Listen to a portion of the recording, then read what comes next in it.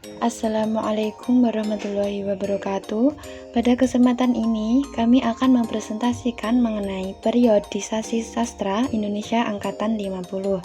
Sebelumnya, perkenalkan nama anggota kelompok 5. Yang pertama, Alda Farihana. Yang kedua, Wilda Eka Berliana. Yang ketiga, Zahra Mukaromah Yulia Rizky. Dan yang terakhir, Septina Nurhalifah. Selanjutnya, materi akan disampaikan oleh kelompok kami. Dipersilahkan. Untuk materi yang pertama yaitu latar belakang lahirnya dan karakteristik sastra angkatan 50-an. Sastra angkatan 50 dilatar belakangi oleh keadaan Indonesia yang pada saat itu mengalami perubahan yang cukup drastis, yakni dari transisi penjajahan berdarah menuju ke kemerdekaan cemerlang. Tentunya suasana tersebut, para sastrawan mulai memikirkan ciri khas sastra pada angkatan 50-an dan masalah kebudayaan yang sedang dialami Indonesia untuk membedakannya dari angkatan sastra sebelumnya. Pada tahun 1950 juga didirikan Lekra atau Lembaga Kebudayaan Rakyat sebagai suatu organisasi kebudayaan dalam naungan PKI. Mula-mula kegiatannya sebagai penyumbang lidah partai tidak terlalu mencolok. Tetapi setelah Januari 1959, yaitu waktu Kongres Nasional Lekra yang pertama, organisasi ini menjadi lebih agresif terhadap seniman yang berbeda haluan yang satu demi satu disingkirkan dari kegiatan kesastraan. Tekanan Lekra terhadap kebebasan kehidupan kesusastraan setelah 1959 menjadi semakin keras sampai akhirnya menimbulkan reaksi dalam bentuk pernyataan bersama pengarang non-Lekra yang disebut Manifest Kebudayaan yang dimuat dalam surat kabar berita Republika tanggal 19 Maret 1963 dan majalah sastra jilid 3 edisi 9 dan 10. Isinya ialah bahwa para pencetusnya mengakui Pancasila sebagai dasar filsafat kebudayaan Indonesia. Di samping itu, penandatanganan Manifest Kebudayaan menekankan penciptaan seni sebagai suatu tujuan yang mulia, tidak harus bersendikan ideologi tertentu. 12 penulis yang menandatangani Manifest Kebudayaan ialah Wiratmo Sukito, Habib Yasin, Trisno Soemardjo, Zaini, Bokor Hutasuhud, Gunawan Muhammad, Bur Raswanto, Sohobjin, DS Mulyanto, Ras Siregar, Jufri Tanisan, dan A. Bastarian Asnin. Berakhirnya masalah ini pada tahun 1965 dengan pecahnya G30S PKI di Indonesia. Habib Yasin dapat dikatakan sebagai pelopor angkatan 50 karena angkatan 50-an ini ditandai dengan terbitnya majalah sastra kisah yang ditandatanganinya. Hakikatnya, sastra angkatan 50 ini susah dibedakan dengan angkatan 45 karena angkatan 50 merupakan lanjutan dari angkatan 45, mempunyai struktur fisik dan estetika yang sama, hanya saja yang membedakannya adalah situasi tanah air pada saat itu. Sesungguhnya setiap periode angkatan memiliki ciri-ciri maupun karakteristik yang berbeda, tidak terkecuali ciri-ciri karya sastra angkatan 50-an baik dalam bentuk puisi maupun prosa. Perkembangan sastra Indonesia periode 50. Lingkungan kebudayaan gelanggang seniman merdeka mulai kehilangan vitalitasnya setelah Chairil Anwar meninggal dunia. Dua orang, Asrul Sani dan Rifai Apin, yang diharapkan dapat melanjutkan kepeloporan Chairil Anwar justru menjadi pasif dalam berkarya. Pada April 1952 diselenggarakan sebuah simposium tentang kesulitan-kesulitan zaman peralihan sekarang di Jakarta. Simposium ini diselenggarakan oleh golongan-golongan kebudayaan gelanggang, Lekra, Liga Komponis, PEN Club Indonesia, dan Pujangga Baru.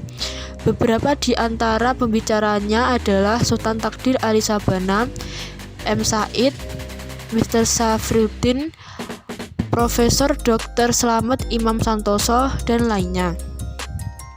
Pada tahun berikutnya 1953 di Amsterdam diselenggarakan sebuah simposium tentang kesusastraan Indonesia. Asrul Sani, Sultan Takdir Ali Sabana, dan Profesor Dr. Wertham berbicara pada simposium itu. Disinilah untuk pertama kali dibicarakan impasse atau kemacetan dan krisis sastra Indonesia sebagai akibat dari gagalnya revolusi Indonesia. Persoalan tentang krisis pun semakin ramai dibicarakan ketika terbit majalah Konfrontasi pada pertengahan tahun 1954. Soejatmoko menulis sebuah esai yang berjudul Mengapa Konfrontasi dan dimuat di majalah tersebut. Sastra majalah. Sejak tahun 1953, Balai Pustaka kedudukannya tidak menentu. Penerbit ini berkali-kali mengalami perubahan status, ditambah lagi penempatan pimpinan yang bukan ahli serta anggaran yang tidak mencukupi, menyebabkan kemacetan produksi. Oleh karena itu, aktivitas sastra terutama hanya dalam majalah-majalah seperti Gelanggang atau Siasat, Mimbar Indonesia, Zenit, dan Pujangga Baru.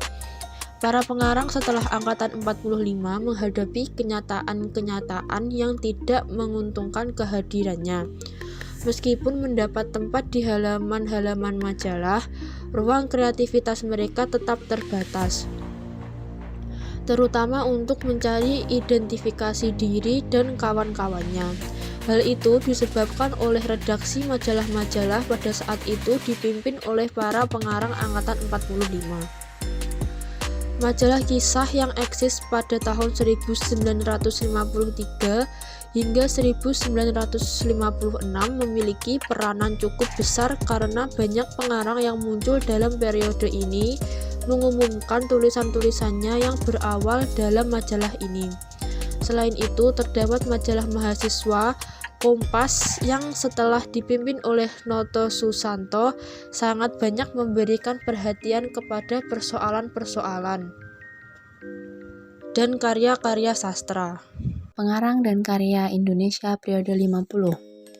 Yang pertama yaitu Willy Brodus Surendra Rendra atau biasa disebut W.S. Rendra. Lahir di Solo pada bulan November 1935. Setelah menamatkan sekolah SMA-nya di Solo, ia melanjutkan pendidikannya di Fakultas Sastra, jurusan Sastra Inggris di Universitas Gadjah Mada. Sejak tahun 1954, beliau aktif menulis sajak, cerpen, esai, lakon, dan bermain drama.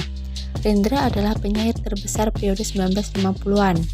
Ada 3 jenis puisi Rendra, yaitu puisi romantik, ditulis tahun 1950 sampai 1960. Puisi-puisi romantiknya lembut, manis, dan alami.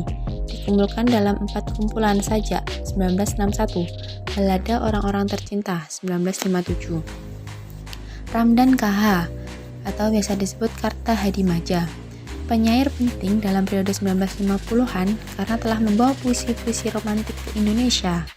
Ia banyak dipengaruhi oleh Federico Garcia Lorca, FG.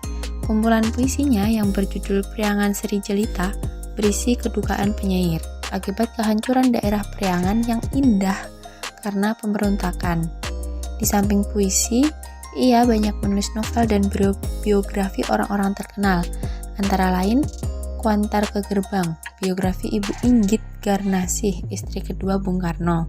Salah satu puisi adalah Priangan Si Jelita yang berjudul Pembakaran, yang berkaitan dengan pemberontakan di Jawa Barat, sehingga menyengsarakan rakyat dan menghancurkan alam yang indah. Selanjutnya Adjie Prosidi, lahir di Jatiwangi, Cirebon, Jawa Barat pada tanggal 31 Januari 1938. Karyanya yang telah terbit diantaranya adalah Tahun-Tahun Kematian 1955. Ia mengarang puisi, drama, novel, dan menulis buku-buku teori dan pengkajian sastra baik dalam bahasa Indonesia maupun dalam bahasa Sunda. Ia pernah menjadi dosen di Universitas Padjadjaran Bandung, bahkan hingga saat ini masih mengajar di sebelah universitas di Kyoto, Jepang, dalam bidang sastra Indonesia.